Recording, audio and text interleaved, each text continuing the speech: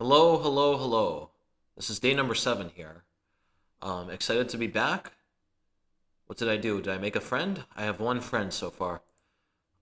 Let's go. Let's get into it. Day number 7. It's time to go. Playing at 430. All right, everything looks good. I remembered to turn the sound down. I'm very proud of myself. F4, F5, knight f3. We got the copycat bird, the classic. Here we're going to fianchetto. He's playing knight c6. That's interesting. This is one of the first people to play the copycat and then not go for the full copy. All right, well, that is not good. We're just going to take the pawn.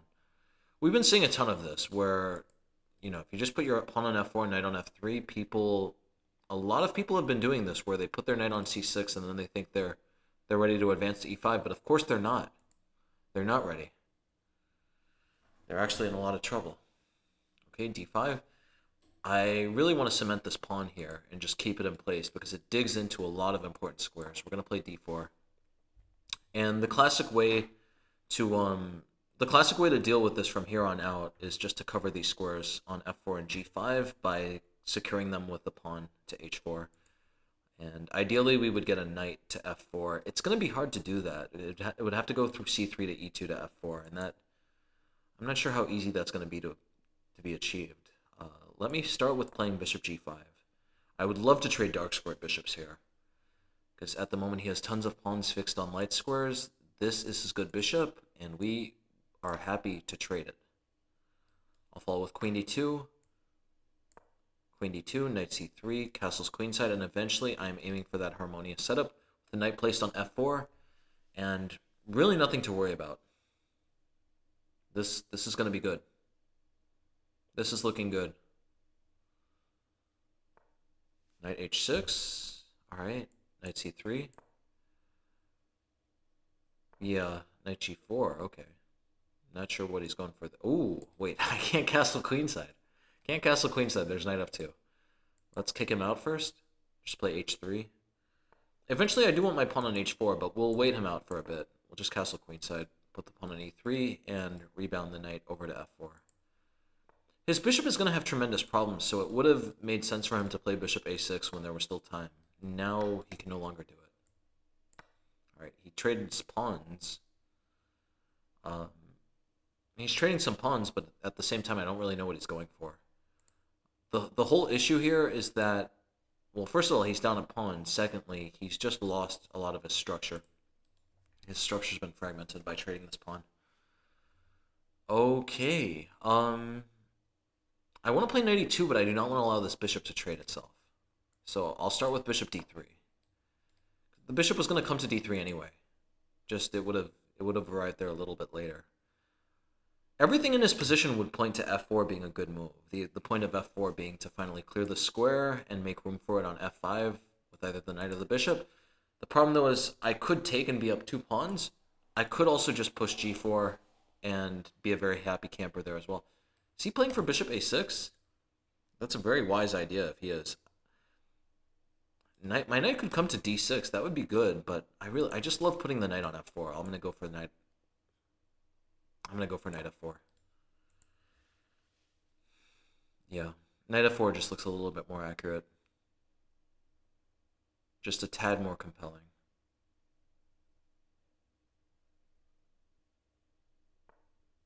All right, bishop a6. Impressive. Impressive skills this man has. Knight is going to come to e6. Maybe I could have thrown in knight e6 there, but those desperado type situations are complicated. Yeah, knight e6 is still looming. That is a very annoying move. If he plays, okay, he just did not dodge it. I could definitely play knight e6 now. I'm thinking maybe, is it better to go for queen b5 and just try to net an extra pawn? Yeah, let me go for that. I think that's much simpler. Queen b5, attack the knight, attack the pawn, attack this pawn. He could play knight e7, but then I would be able to go for knight e6 under much more favorable circumstances. All right. What to do here? Let's trade. We'll take, they'll take back, and we'll take with the knight.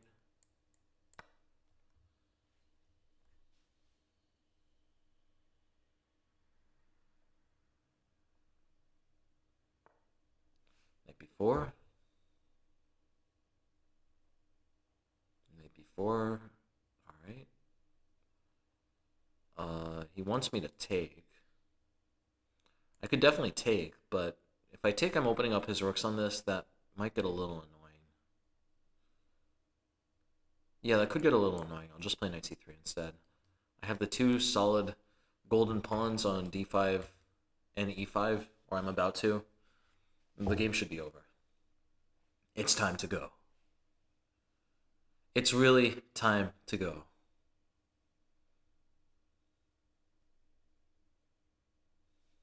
Gotta get this microphone out of the way. I hope the microphone isn't blocking anything. Rook c8. Is he playing? What is he playing for? I guess he's trying to get a check. Maybe he wants to take and then get a check. That's a common pitfall of players at lower levels. They love checks, even though they don't do that much. All right, I'll take the knight. I'm taking the knight. I'm taking the knight, and I'm going straight to the bank. I'm going to attack this pawn. Let's net an extra exchange. The pawns are going to run sooner or later. They're just running at the right time. It's time to go. Okay, we'll take. Play d5. Bring the rooks up. Really nothing to discuss here. The chess speaks for itself. I should have played e6 just to keep the knight out of f7. Yeah, that was a mistake on my part. Alright, well, e6 luckily wins anyway. The knight moves, and I'm going to play e7. Alright, I'll play e7 first. I'm taking the whole house here. I want to mate, honestly. I want to checkmate, so I'm not going to take the rook. I could definitely take the rook and, of course, be completely winning, but if I hold this pawn on the board, the win is going to be a bit... I assume the win is going to be quicker. Look at this. So they take, and now I can finally make a queen. And, yeah, the game should be over. How many... This is mate in 3. Okay, we check, and that's mate. Alright, so this was a good game. We are up to 446. Nice. Time for another. It's time to go. Playing Sergio from Spain. When I was in Barcelona last summer, that was my landlord's name, so maybe I'm playing my landlord. Someone let me know in the comments what the odds are of that this one Sergio is the one that I'm thinking of from Spain. Okay, he plays d5 move 2. I haven't really seen that before. It is not that bad though. It looks ugly, it looks hideous. It's not that bad. It's just standard. I'll play c6. We're gonna try to trade this pawn off. I'm hoping actually that he takes. If he takes, I think I could play d5 with really interesting compensation. But of course, I could also just take with the knight and be happy. Okay, so we talked about this position before. You're gonna see this all the time at lower levels. People just they don't really know how to deal with these f pawn pushes, so they just push a pawn to the f file as well, just on instinct or on reflex. So here I'm gonna take. I want to get a pawn to d5, and so my idea is I'm gonna take. Knight takes, hit them with queen a5 check, be forking the knight and king. Knight moves back, and then I'll push d5.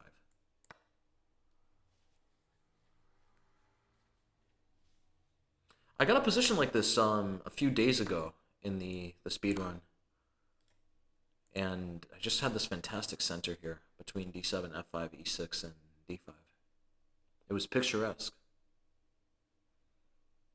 It was quite picturesque. Okay, queen d2, he just dropped a piece. We have two choices here. We could take the knight or take this. If we take the queen, we're developing their bishop. It would be better to take this way. That way they're developing our knight, and their bishop stays underdeveloped.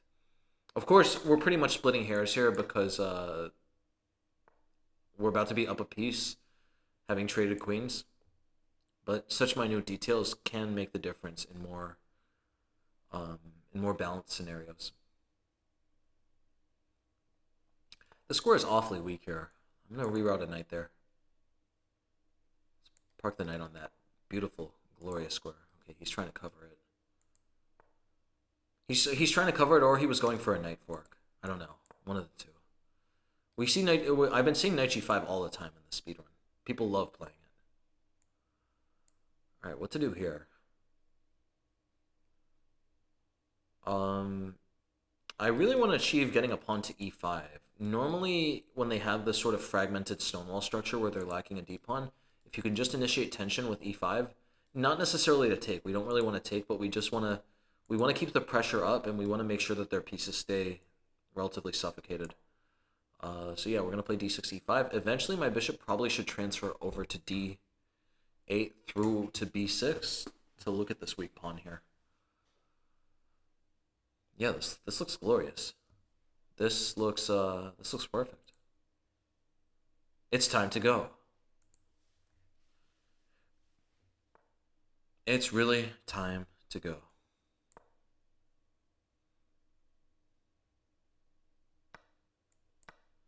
Take back.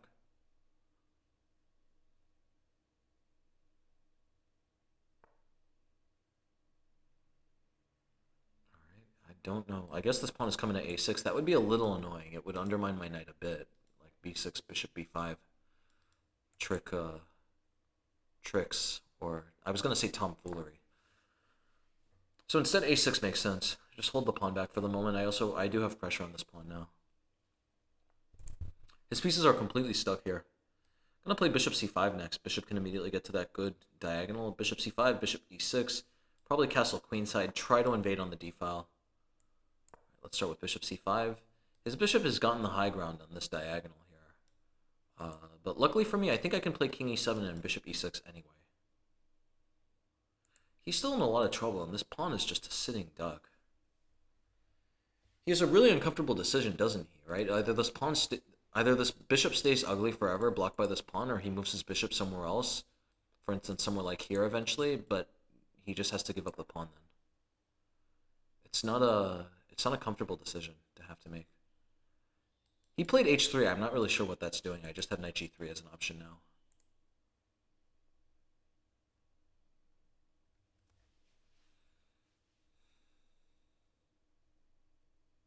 Yeah, big shout out to chess.com for assisting me with the speedrun by lowering my rating to 100. Okay, we'll play bishop e6. We'll trade the bishop. Gonna install my king on e6. Some of you might be afraid of my king having gone so far out, but this is an endgame. The queens have been traded. It's an endgame. The queens have been traded. Nothing to worry about. Okay, rook d8. Attack the bishop. He could take. I'll take back. And yeah, as long as this pawn stays here, his bishop is completely entombed.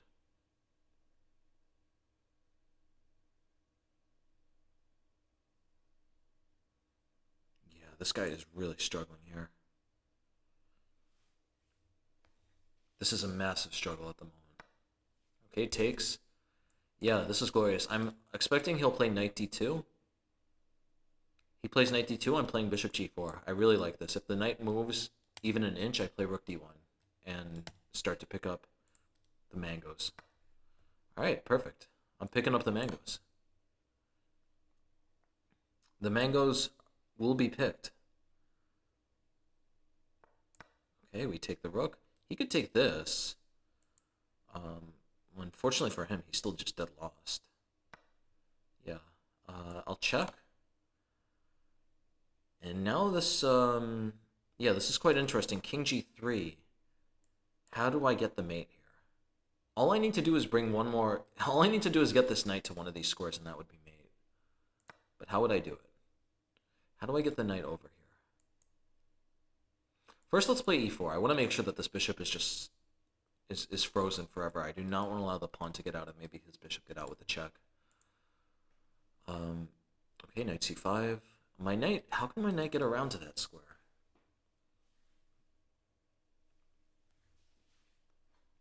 What's going to happen? How do I get my knight around there?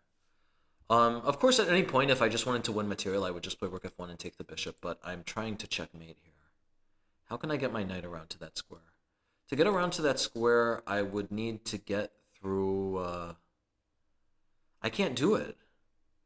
I can't do it because I would have to get to g1, but how would I get to g1 except through e2? It's circular logic. So we'll play rook f1. I'm tying him down, but I'm going to try to get my knight around this way. I want to get that type of checkmate.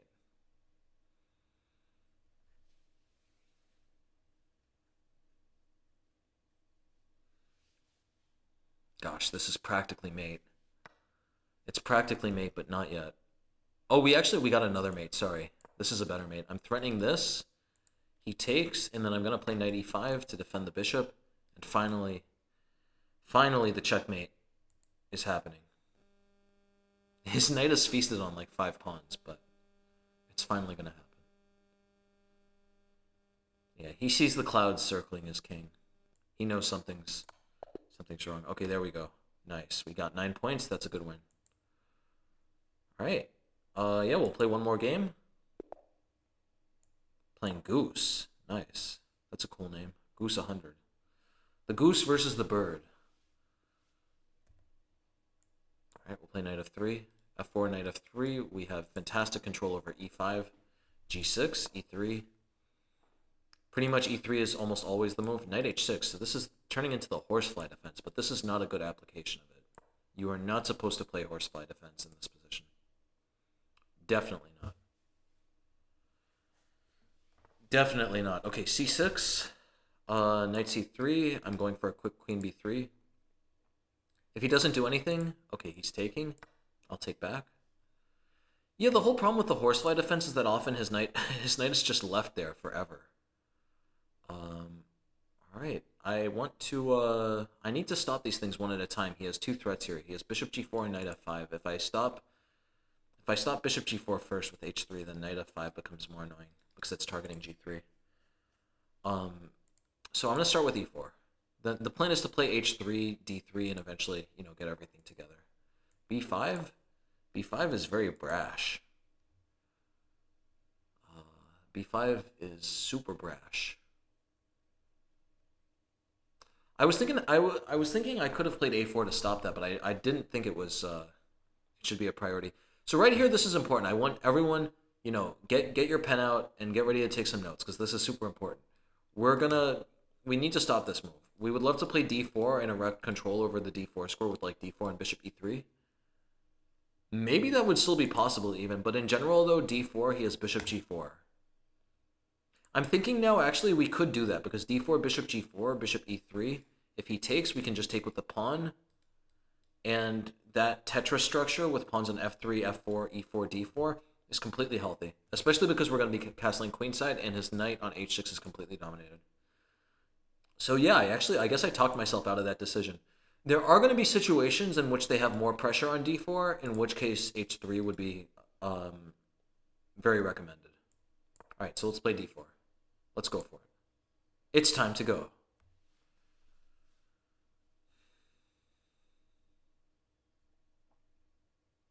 It's really time to go. Bishop g4. This guy's playing well. He's playing like a real goose. But what's good for the goose isn't always good for the gander. e5. Okay, that is a wild move. We could definitely take either way. Something I like doing against this knight is I'm just going to take with the f-pawn, and then we're going to just build up against it. And there is going to be massive discomfort there. I could definitely take with the d-pawn as well. Both are completely fine. I just always prefer to punish the horsefly. That's just that's my bird-like nature. Is that if the knight comes to h6, you got to try to punish it. You got to put your queen on d2 and load up against it. All right, a5. Interesting. If he plays a4, I can always play bishop c2. Yeah, nothing concerning there yet. I'm just going to try to take this. Yeah, this looks fine. All right, bishop comes back to c2. If he plays b4, I can just chomp on a4. He has a real... Okay, nice. We got the piece. This is exactly what I was hoping for. Now, he has a sneaky trick here, though. He could have taken on f3, and then he would be threatening queen h4 to get my bishop right back. And so if bishop f3, it would be essential to take on g7 first before recapturing on f3. All right, so he takes, I take. I netted a piece. I think that the game should be over here. I'm going to play knight g5 next and play for checkmate. Goose 100 is going down. What did I start at? I started at 438, so now we're at 455. Hopefully, with a bit of luck, we'll be able to win this game and get to the 460s, get to new heights.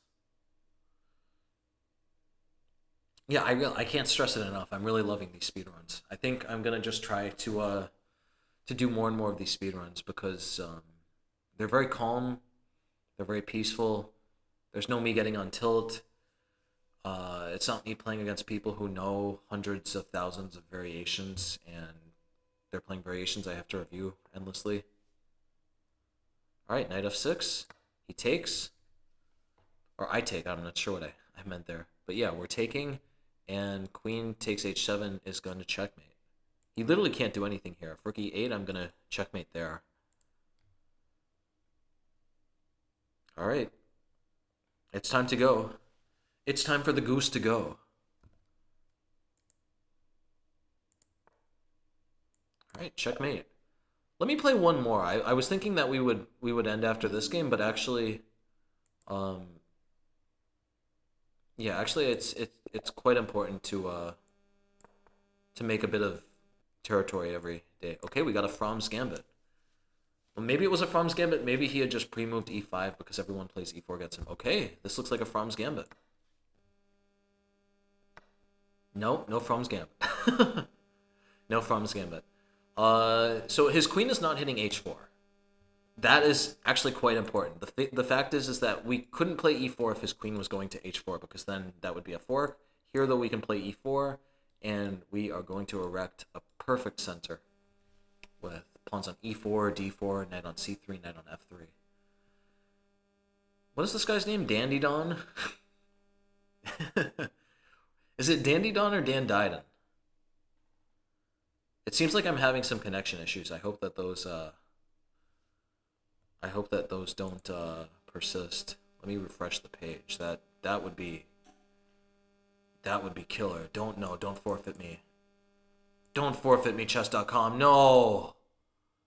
No, chess.com. Chess.com. My internet should still be good. Chess.com. Chess.com. Don't do this. Don't do this to me, chess.com. My internet is good in every other respect.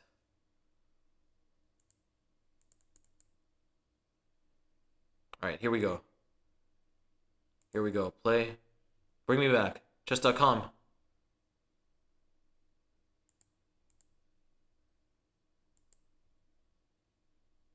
No! What? Are you kidding me? Guys, I can't believe that. I'm not I don't even know what to do there. Let me know in the comments if I should count that as a loss. I think I'll just count it as an abandon. I'm not putting that in the I'm not putting that on the scoreboard. That's a technical malfunction. That's ridiculous. I can't believe chess.com hit me with that. Come on, chess.com. I thought we were best friends. So we're playing Jordan the Beast now. Here I am just trying to make a nice little monologue on the Fromm's Gambit and the importance of covering against queen h4, and I get forfeited. Okay, we got a beautiful center here. Got a picturesque center. Yeah, like I said before, if they play an early g3 and bishop g2, you can often just throw your h-pawn at them and see where it lands. Here we could definitely continue with h4, but I'll defend e5 first. I can't believe that there was a loss there, but that's an abandonment. It's just not the same. You know what I mean? h4 bishop g5, that's interesting. We play f6 though, and they take, and their bishop is getting trapped. All right, we trapped the bishop. Perfect. Oh, chess.com. That was a really painful game.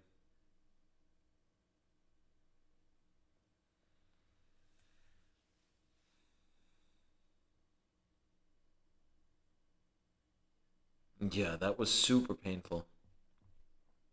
I can't believe we lost, guys. It's like, it feels like a part of me is missing. We had that clean, ungarnished record, and now it's been tarnished by an abandon. Of course, I'm picking up this piece, but I want to pick up some more pieces, so I'm trying to get this knight first. This bishop isn't going anywhere. All right, we'll take. If knight takes, I'm gonna keep kicking him out. I'm gonna play f5. Okay, nice. We're getting more pieces. This looks reminiscent of the chess I saw people play at the 200 level. All right, no, there's looks like a really nice square for the knight. Let's put a knight there. I'm gonna go from e7 to g6 over to f4. Play for checkmate. I might also just be able to break through on h4. I can't believe we lost. I can't believe it.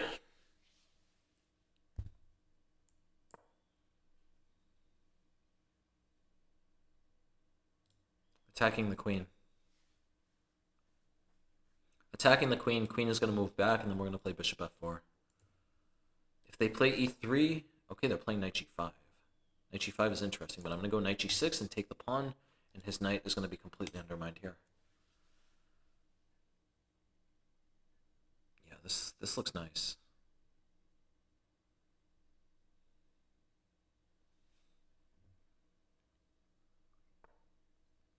All right, e3. We're taken. We're taken.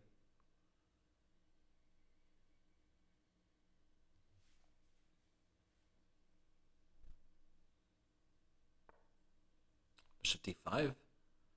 What is he doing? What is he on about? Okay, I got a neat trick here. Look at this. Takes. He's going to move his king. I'm going to play bishop e6 and hang my bishop for all the glory, though. His bishop will be distracted from this g2 square. I'm like 50-50 that he's going to fall for this. Okay, nice. We got the mate. Perfect. All right. Yeah, very sad day. Due to some technical issues and due to a monologue about the Fromm's Gambit, I got forfeited. So, with that being said, I'll see you tomorrow for day number 8. Thanks for watching.